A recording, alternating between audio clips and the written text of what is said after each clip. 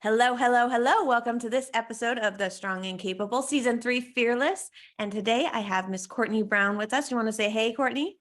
Hi, everybody. Thanks for having me. Yep, I'm so glad you're here. It's funny because normally when I do an interview, Courtney, I don't even worry about what I wear. But because of who you are, I was like, well, shoot, maybe I should think about this for two seconds. For those who don't know Courtney, I want you to know her. And what's cool about Courtney, actually, I don't even know if you know this, Courtney, is that I got introduced to you through my listeners. I was like, who should be on the podcast? Who's amazing? Who's inspiring to you? And your name came up. And so that's how I found you is through listeners, which is pretty cool. That's wonderful. Yeah. So somebody out here listening already knows who you are. But for those who don't know, Courtney is featured on entrepreneur.com and the Today Show. She's the CEO and founder of Be Filled and Sense of Style. It's a $2 million company based in Bluffdale, Utah. And I want you guys to know. Yeah. 2 multi-million-dollar companies, 2 separate multi-million-dollar companies. Freaking amazing. That's pretty cool. Clear. Yeah. You got to own that fully when you've worked that hard and created that kind of magic. Yeah. So yeah, 2 multi-million-dollar companies. I mean, Courtney is no small person here. She's kind of taking names and kicking butt and going for it in the world of entrepreneurship and in the world of empowering women to be fearless in some way. I read your notes. I know what you have to say about fearless, and I'm excited to talk about it. I don't normally read bios so formally like this, but there were some things in here. I was like, we have to bring this up right in the beginning so that the listeners know exactly who you are, so that they can really respect what you have to say, because you've been in e-commerce since 2007. You call yourself an OG. That's for real. That is for real. In 2007, that for most people wasn't even a thing that they thought of they could do. And then your company's mission is to teach women that when they look good, they feel good, and then they have the power to do good. And I love that. You also are a mom who's been through and gone through and learned through a lot with your kids. You're an adoptive mom, you have a transracial family, you have a disabled and autistic child, you're a mother of LQBTQ children. I mean, you got a lot going on in your family. You kind of remind me of the Heller family. I always say, it's a lot happening here. I always say there's a lot going on all the time. Yep, it's a lot. And it's at least in my family, it's intense because there's big emotions and there's a lot. I also have a son who's autistic, and that one piece of it adds so much richness to family culture. Yeah. So anyway, I just want to talk, as we're talking about the season, fearless. And obviously you're not letting fear be the deciding factor in your life. I actually don't believe you ever are fearless. I believe that as we grow through life, because I believe that's the purpose of life, is for us to come and grow and expand, new fears pop up, right? And new layers pop up of things we need to look at and work on and acknowledge, right? My life story is a story of working in faith through the fear. And I can tell you right now, even after having built these companies, after having formed my family, and spoken on stages, the fear doesn't go away. It's just that we learn to work through the fear and use the fear. This is the key. We get to use the fear as a signal that it matters, that we care about it. If it wasn't something we cared about, there would not be fear. So let's reframe how we look at fear. What if it came up and it starts bubbling to the surface? We say, oh, hello, there you are again, fear. I see you. What are you trying to tell me? Right? And kind of become the curious witness of it instead of being like, oh, I got to get out of this fear. How can I step back? How can I pull back? Get back to my comfort zone. One of my favorite books about this is by Gay Hendricks. It's called The Big Leap. Have you read The Big Leap? Yeah. The Big Leap. I feel like that's one of those foundational books. Got to read it. Fantastic for mindset, for getting outside your comfort zone. And essentially, we as humans love homeostasis. We love and crave our comfort zones. So when we're looking to live intentionally or bigger, more bold and full lives, inevitably the fear will come up and signal us to jump back into our comfort zone. Or, as Gay Hendricks said, it often occurs that when we jump out of that comfort zone into a new zone in one area of our life, say in our business or our career, we then start self-sabotaging another area of our life, like our home life, so we can kind of balance those scales. But I think the most important thing we can do is just to start to witness it and when and where it comes up for us. Mm-hmm. I so agree with witnessing it and using it as information. And I agree with you that even though the season is called Fearless, that it never totally goes away. And, as a coach, I see this all the time for women, but I go to a lot of retreats, and one of the successful things you do as a business person is you surround yourself with people doing things, doing big things, having big ideas. The more people you put around yourself that way, the easier it is to witness the fear and then still work through it because you see evidence of it being worked through. Absolutely. I love that. I mean, they say we're the sum total of the 5 people we spend the most time with, right? And are we surrounding ourselves with people that make us want to live an expansive life, to push through the fear, to do the thing? Or are we surrounded by people that say, in their own ways, oh, don't do that. Why would you do that? It's too, you're comfortable where you're at. And I think that's a very fair thing, but I'm not saying the fear will always come up in new forms and in different ways. The thing that I was afraid of 15 years ago when I began Sense of Style is not the same thing I'm afraid of today, because through the action, right, through working through the fear, that fear kind of goes away and it becomes more comfortable, right? I can remember going to my very first buying show, where wholesalers get together, and Sense of Style is an online e-commerce women's fashion brand. Always been online, always been in e-commerce. And so we've been doing that for a really long time. And I went to my first show. So this is going to be probably back in 08 or 09, right? And I was terrified. I couldn't sleep the night before. I didn't know what I didn't know. I thought that maybe they won't sell to me. Maybe I'm too small. Maybe maybe I won't have enough money. Maybe I won't buy the right things. All of those fears came. And here I am 15 years later, and it's almost laughable that that was the thing that put fear into me, but it was legitimate at the time. And the only way to break through it was to act.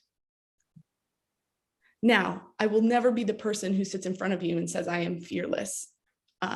Because I had fear last night as I was laying in bed. Those fears and anxieties started creeping up. They look different, but they are often tied to each of our individual kind of original wounding, childhood wounds, right? The same story, if we witness and listen enough, we're going to realize that the same stories come up over and over and over again.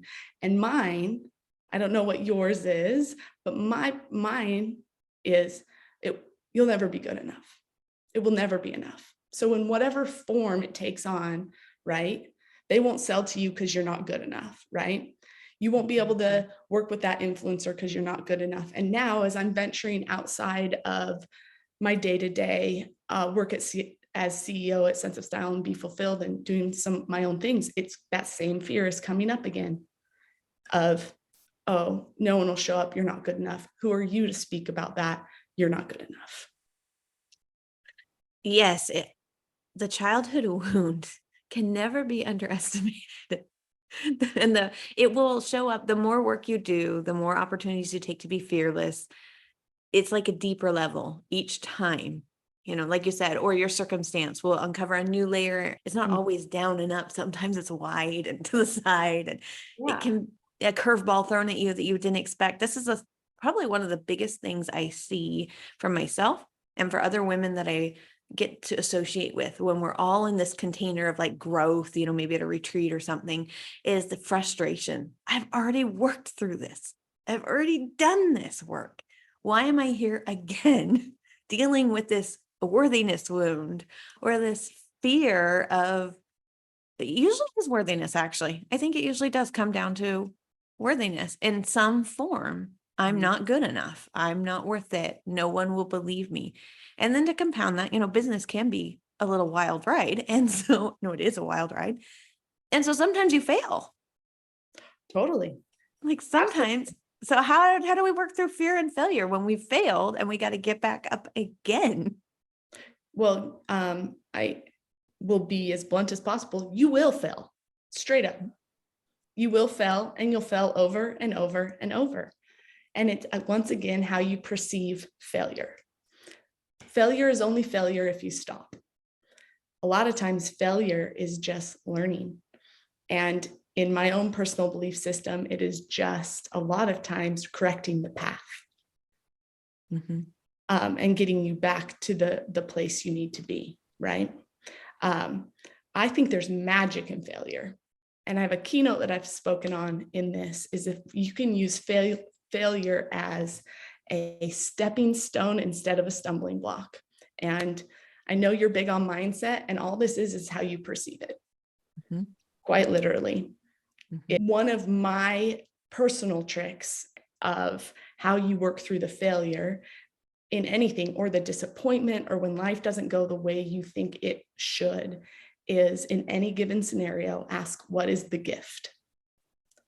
What is the lesson? What is the gift? Because in that moment, when you can accept what's occurred and then ask where the good is in it, or the gift, or the lesson, or the blessing, you choose your adjective, or you choose your word, it changes. You get some space, you get some understanding, and you can quite literally alchemize the scenario, right? Yep. From some of the worst things that have ever happened into being your greatest blessings. Let me give you an example from my own life. In fact, I was talking with some friends about this recently. My children have a lot of struggles and a lot of difficulties in their life, right? We have mental health. We have LGBTQ, we have autism, just like there's a lot going on in our household at any given time. And I was thinking about this the other day, that my children's struggles are a lot of parents' worst nightmares. My children's lives are a lot of parents' worst nightmares, right? I mean, I speak freely about this, but we have admitted a child to a psychiatric hospital multiple times, right? We have dealt with suicide ideation and attempts, and those are scary, terrible things that you wouldn't wish upon anyone, right? And in many mothers' eyes, those would be considered failures, right? Straight up, and I get that, and I've had to do my own work around it. And I like to tell this story that right before the lockdowns in 2020, we took our child and admitted him to a psychiatric hospital here in Salt Lake City. And as we were driving home, I looked at my husband and I said, I'm going to need your help. I can't see the gift. Can you help me find the gift? And he said, we got a bed. He's safe tonight. You can sleep tonight. So in one of those nightmarish moments, I still was able, with the help of my partner, find the gift. And I tell you these things because, one, I never want you to think that my life is without struggle, because there's a lot. And I love my life so very much, and I wouldn't change it for anything. Because these children that I worked through infertility and adoption to get and have, who have these massive things going on in their lives, things that I never had to even consider, they are my greatest gift. And I have learned more from them, from this perceived, honestly, I think in a lot of people's minds, it would be perceived failure, right? But they are perfect in who they are and their life path. And they have taught me more, right, than I could have ever learned in any other way. Mhm. The growth and expansion I have from that has been, has made me who I am, right? So guess what?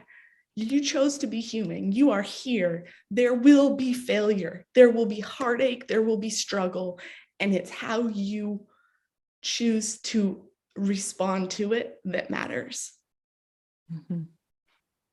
Thank you for sharing and being authentic in this way. This is really important to my community. But like you, I have sat in the back of an ambulance while someone I loved said I'm not going to live. And I have autism. And I mean, we could go down the list. And what I know is that everyone could go down the list. Yeah, Like exactly. everyone has a list. Everyone has things. And how open we are about it really matters, because if we hide it, if we pretend like everything's perfect, then those gifts, like you're talking about, nobody else has a roadmap for how to find them in their life. And I really genuinely believe, I've been thinking a lot about this concept of how it shifts, how the failure shifts, how the pain shifts. And I really genuinely believe that the first step is true acceptance of the moment as it is, right?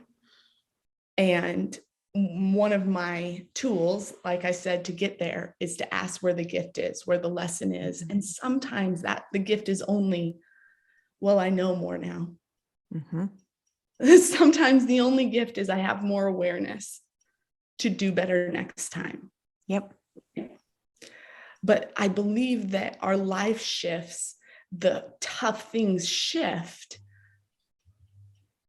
when we accept them as is, when we stop trying to control it into perfection, right?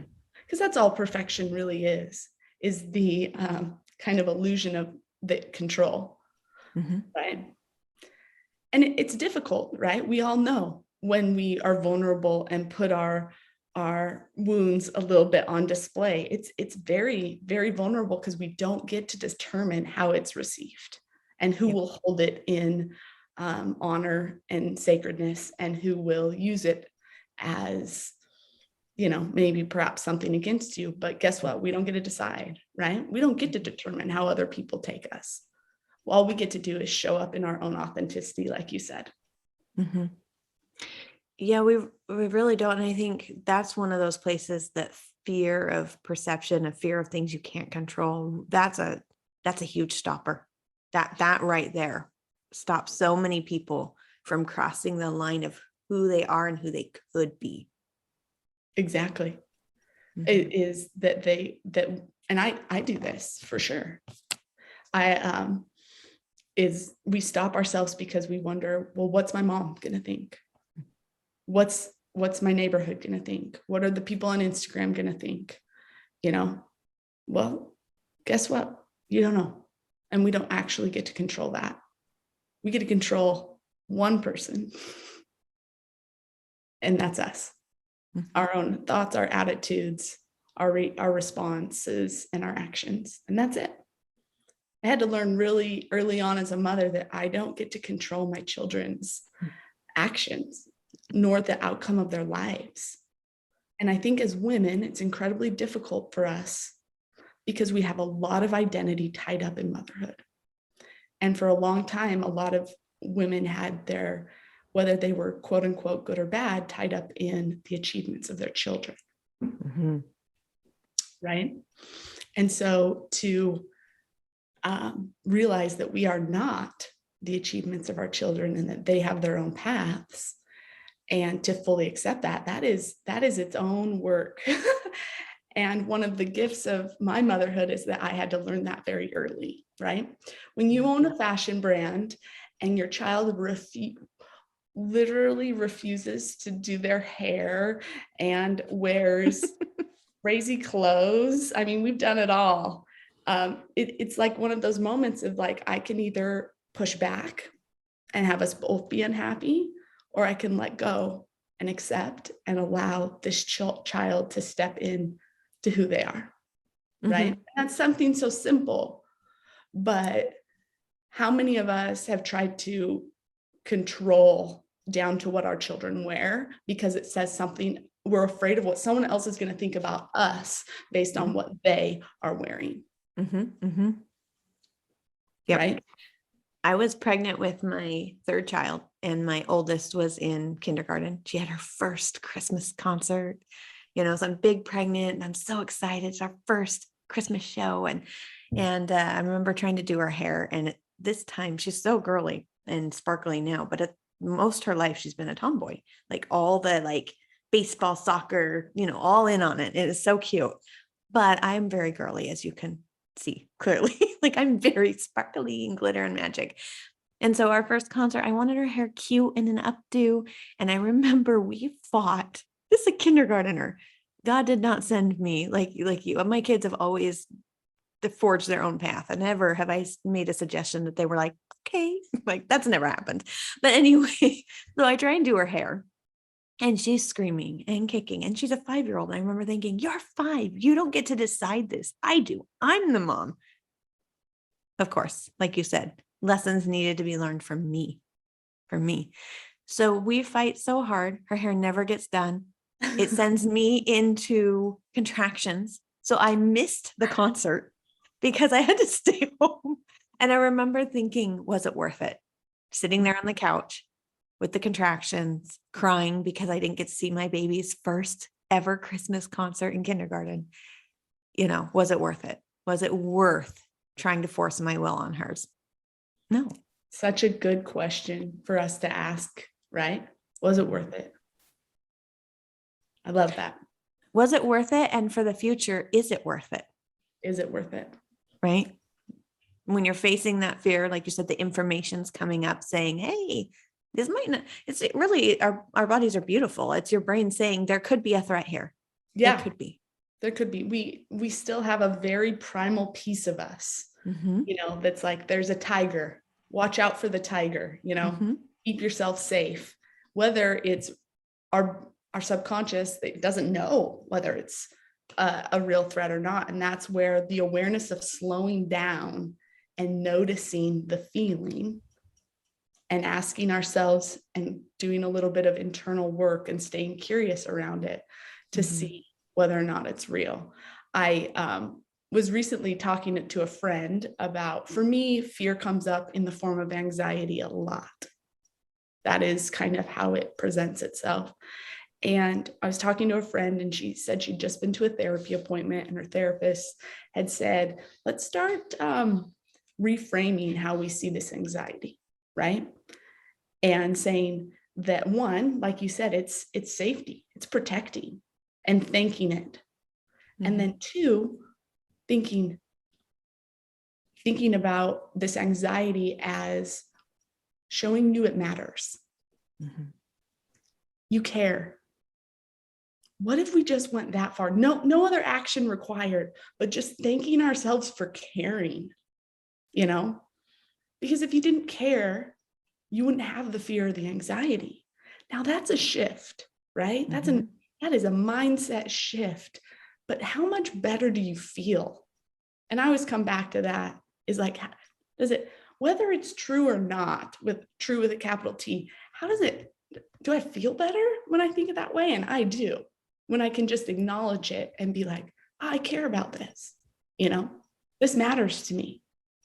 One of the things we do in our house with anxiety is that, like you said, we acknowledge it, we thank it.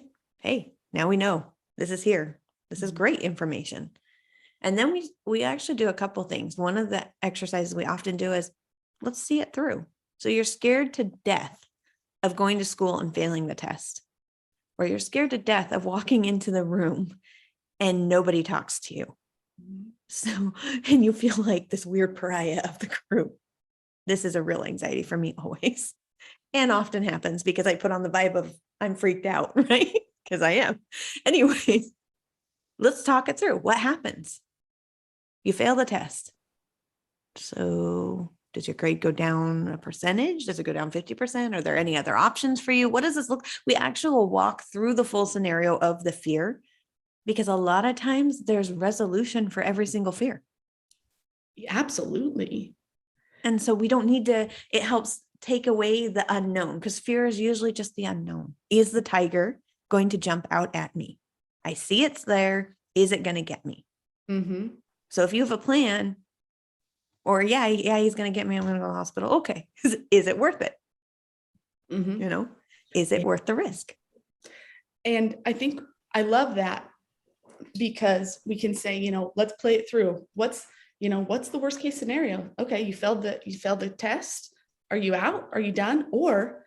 And then to take it on the other hand and start saying, well, what's the best that could happen? Because as Wayne Dyer, are you familiar with Wayne Dyer and his work? I love me some Wayne Dyer. But as Wayne says, it's like, can you 100% for sure know that the worst case scenario is going to happen? Can you know? You can't. With 100% assurity, you do not know that the worst thing is going to happen. You do not have that ability to see the outcome. Can you know, but for 100% surety, that the best case scenario is going to happen? Can you know? Nope. You don't know. You do not know the outcome. So where are you going to put your energy and your thoughts?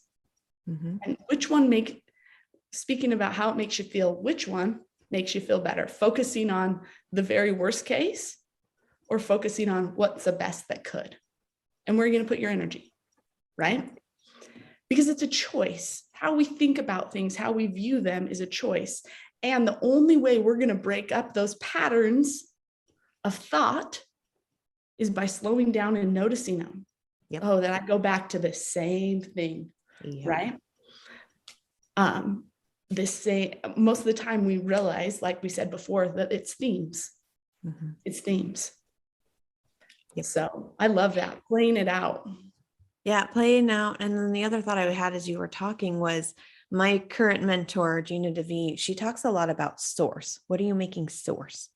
And she talks about fear, especially when you are scared and you're consumed by this, walking to the room and no one talking to me. It's like, you're literally making that your God. You're making it your source. Just, is it worth it? Is that what you want to be your source? That this is, there's so many options for source, and that's what you're going to choose, is this moment to be the definition of who you are in your life. And so she's quick to call me and other people within our different groups and collaborations and mindset, all the things. You're making the source. Is that what you want to do? And it's been interesting for me because of her pushing that. I have seen so many women, again, as they're scared, I'm like, oh my gosh, they're making their child's opinion source of their whole identity. That is scary, honestly. Like, that we do that to ourselves. Right. It is. I believe with all that I am, that we all have genius and greatness within us, that we are here on this earth to make manifest the glory of God within us, right? And we have inklings and we know, right? We know those talents, those things, the little within that we've just known forever. I believe we've known since childhood that it was like who we were meant to be. And it's kind of keeping that vision of that and working through those fears so that we can trust ourselves and trust literal source, God, universe, life source. That if it's within us and we want it and we desire it, then there's a path and a way to make it manifest. That it's literally what we were sent here to do, right? It's our callings. It's how it's what lights us up from within that will then light others up by us living into it. And that's why we can't let the fear win. That's why we have to act through the fear, because we need a lit up world. We need women that are lit up from within to be living their wholeness and their most expanded lives. Because when you do it and I do it and our sisters do it, there's a ripple effect. And I believe this with all that I am. And that's why we have to work through the fear. Mm-hmm. And perhaps not be fearless as in having none, but we fear less, less often, less things. I feel like an amen, hallelujah, like all the things for that, that moment. I could feel that so intensely, your passion behind that and the full belief of what you're saying. And I love that, fear less, because if you're living in a constant state of fear, you cannot be who you are meant to be.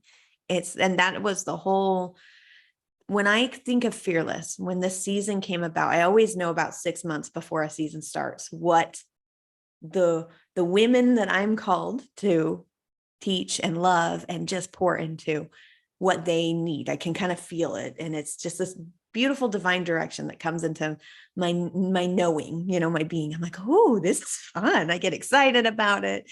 But when I picture fearless, I kept picturing, we did transformation, and it was a lot of butterflies and very fun things last semester, I'm back in school, last season. But this one, it almost felt fearless in my mind. The vision I kept getting was the cocoon pulling off of the butterfly. Fearless is that moment where you release that fear, that thing that you keep gravitating towards, where you fully release it and you allow yourself to fly.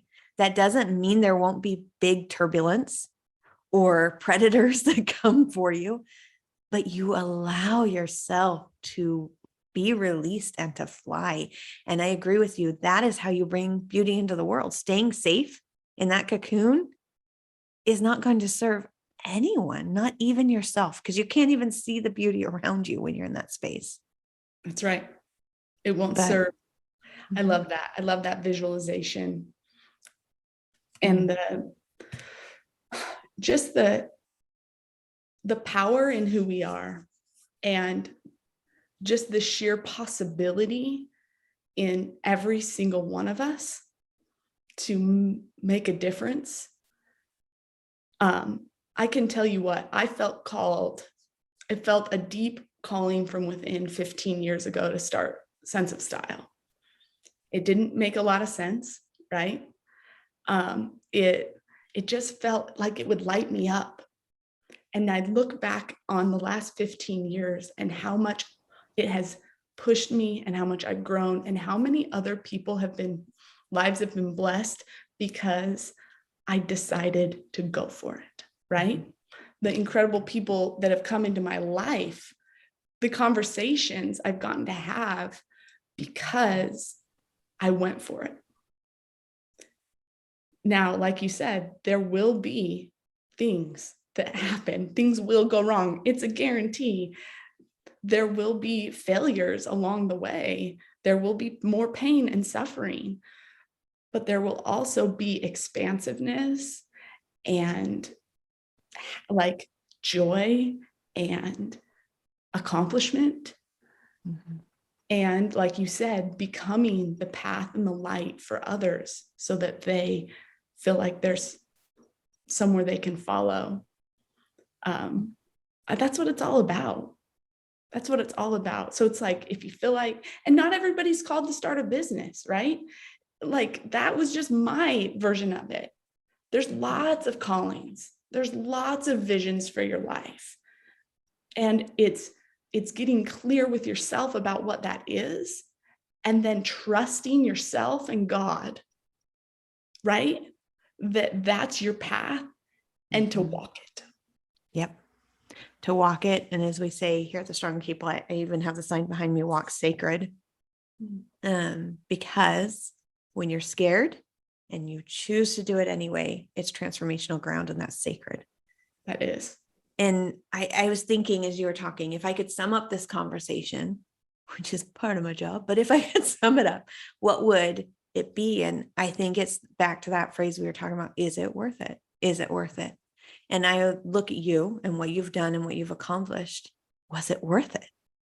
100%. You just answered that. 110%. That's a hell yes. Yeah. When we follow that, what lights us up, when we do it anyways, when we do it scared, 100% it's worth it. The time is passing anyways. Time is passing. Life is too short not to live your fullest, boldest, most expansive life. And like we said, we need you. Is it worth it? Hands down. Yeah. Hands down, absolutely. Do we both still have more to do? Hands down, absolutely. Mm-hmm. Yep. Just this morning, prepping. I'm sure you have this too. I have my moments of preparation, and my mind, mindset is so much about intentional living and taking the opportunity, like you said, to pause and really think about, where am I? Where do I want to be? What does that look like? And so I'm prepping. That's usually when I'm doing my makeup. I just think, I allow quiet space to just really think and go and go. And all these new things came in of, Brigette, it's time to do, right? Fear came up, but it will be worth it. It will be so worth it. I think you said something that's so important for people to recognize is you'll feel the thing you want to do. You'll feel the light. You'll feel the desire. And this is how I know, this is one of the ways I know I'm on the path, because almost immediately after you feel the desire and the excitement, the fear will come up. Mm-hmm. That is telling you you're on the right path, quite literally. Yep. So welcome it, notice it, and then use some of these techniques that we've talked about to work and move through it. And I think what people will find, what you found, what I found, is that eventually fear almost gets exciting, because like you said, it's that verification. It's like, yes, time to go the next level, whatever that is, in whatever stage, whatever thing you're working through or working towards. That fear is that verification. And so you almost get excited to feel it, because you know something new is coming. Yeah. Exciting. It is exciting. I like that. I like that reframe. Thank you, Courtney. Thank you for coming on and for having this conversation. I feel so filled and calm. You have such a beautiful, calm presence, and it's solid. There's a foundation there. Thank you. So Thank I you. really, really appreciate you bringing that to this conversation and to this episode, and to all our audience. How can they find you? How can they connect with you? Yeah, you can find me personally on Instagram at Courtney Ellen Brown, or Sense of Style spelled with a CENTS, like dollars and cents. But I spend most of my time over there at Courtney Ellen Brown on Instagram. Yep, which is how we connected. So she will answer you. Well, thank you, Courtney. I look forward to continue to connecting, and for the audience to give some good feedback on this conversation, because you gave some really great concrete tools. And I think that's so essential when you're talking about fear. Yeah. Well, thank you. I appreciate your time and for giving me the platform to speak.